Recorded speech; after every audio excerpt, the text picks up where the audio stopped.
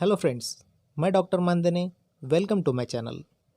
Friends, हमारे channel पर हम अपने हर वीडियो में एक नए विषय पर चर्चा करते हैं, जैसे dry and oily hair, premature greying of hair, tips for dandruff free hair, diet tips for healthy hair growth, good practice for healthy hair, vaccination, there work and schedule.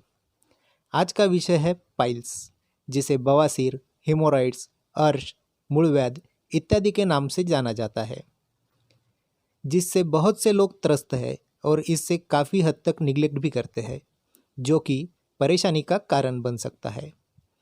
अभी तक आपने चैनल को सब्सक्राइब नहीं किया है तो subscribe ज़रूर करें, ताकि हमारे टॉपिक्स की जानकारी आप तक पहुंच सके। So let's start. आजकल की भागदौड़ भरी दिनचर्या में हम हमारी नींद, व्यायाम, खान पान इन चीज़ों को सही समय नहीं दे पाते। इसके कारण स्वरूप हमें इंडाइजेशन, जिसे अपचन कहते हैं, होता है, जिसके फलस्वरूप कॉन्स्टिपेशन, जिसे मलावरोध कहते हैं, होता है। और यही वह मुख्य कारण है जो पाइल्स को जन्म देता है। दोस्तों, मलावरोध होने पर मल बाहर निकालने के लिए जोर लगाना पड़ता है और इसी वजह से हमारे मलाशय और एनस में मौजूद हिमोराइडल वेन में ब्लड जमा होता है और बार बार यह क्रिया होने से हमारी नसें अपनी इलास्टिसिटी खो देती है और फूल जाती है, और साथ ही हार्ड स्टूल के कारण हमारे एनस में मौजूद कुशन घर्षण के कारण पतला हो जाता है और यही फूली हुई नसें पाइल्स के रूप में उभर आती है। मुख्यतः 4 प्रकार के हिमोराइड्स होते हैं: external haemorrhoid, internal haemorrhoid, prolapse haemorrhoid और थ्रोम्बस हिमोराइड। सबसे पहले देखते हैं एक्सटर्नल हिमोराइड। एक्सटर्नल हिमोराइड यह हमारे गुरुद्वार पर ही आते हैं, जो ब्लू कलर के लंप जैसे दिखते हैं। ज़्यादा बड़े होने पर यह उठते बैठते समय दर्द देते हैं, खुजली होती है और साथ में ब्लीडिंग भी होता है। इंटरनल हिमोराइड यह हमारे मलाशय के अंदर होते हैं और यह वेदना रहित होते हैं।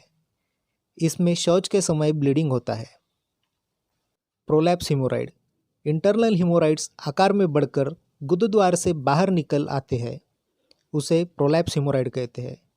इसमें वेदना कम प्रमाण में होती है, किंतु खुजली, ब्लीडिंग यह लक्षण मौजूद होते हैं। इसकी 4 ग्रेड होती है।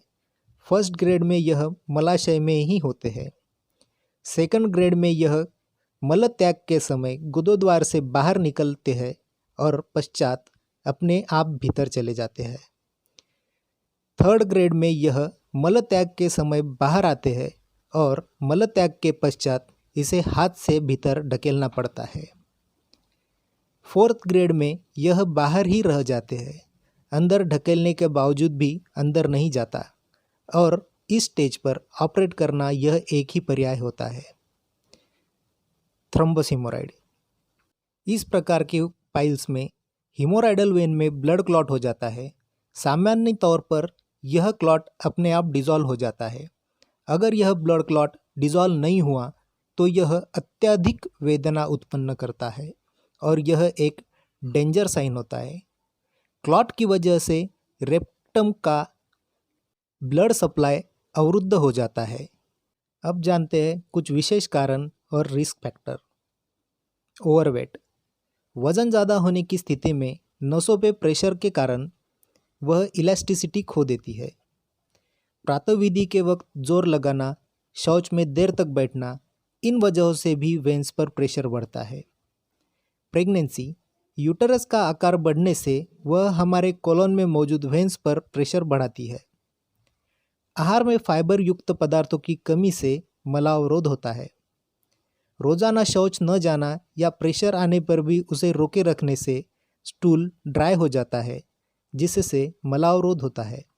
लैक्सेटिव का अधिक मात्रा में प्रयोग करने से आंतड़ियों पर प्रेशर आता है। कमोड पर ठीक से ना बैठने के कारण मलाशय पूर्ण रिक्त नहीं हो पाता और कॉन्स्टिपेशन बढ़ाता है। मसालेदार पदार्थ के सेवन से उसमें मौजूद कैप्सेसिन हमारे आंतों में मौजूद TRPV1 रिसेप्टर को ट्रिगर करता है। मांस, दुग्धजन्य पदार्थों को पचाने के लिए हमारी आंतों को समय लगता है, जो कि इंडाइजेशन करता है। इसलिए इन पदार्थों का सेवन रात में ना करें। आनुवांशिकता भी एक कारण होता है। उम्र बढ़ने के कारण टिश्यू अपनी इलास्टिसिटी और स्ट्रेंथ खो देते हैं, जिससे पाइल्स होता है। एक जगह काफ़ी देर तक बैठे रहना, वेट लिफ्टिंग, एनल इंटरकोर्स, नींद पूरी ना होना, स्ट्रेस इत्यादि भी पाइल्स की समस्या उत्पन्न कर सकते हैं। सो फ्रेंड्स, मिलते हैं नेक्स्ट वीडियो में पाइल्स से बचने के लिए।